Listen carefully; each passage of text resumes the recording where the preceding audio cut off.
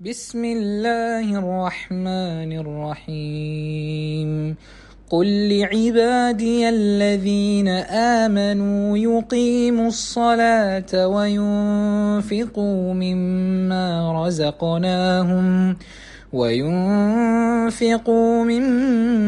رزقناهم سرا وعلانية من قبل أن يأتي يوم لا بيع فيه ولا خلال. പരമകാരുണികനും കരുണാവാരിധിയുമായ അള്ളാഹുവിൻ്റെ നാമത്തിൽ. സത്യവിശ്വാസം സ്വീകരിച്ച എൻ്റെ ദാസന്മാരോട് പറയുക, കൊള്ളക്കൊടുക്കകളും ചങ്ങാത്തവും ഉപകാരപ്പെടാത്ത ദിനം വന്നെത്തും മുമ്പേ അവർ നമസ്കാരം നിഷ്ഠയോടെ നിർവഹിക്കട്ടെ.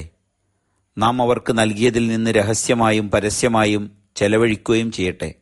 സൂറത്ത് ഇബ്രാഹിം, ആയത്ത് നമ്പർ 31.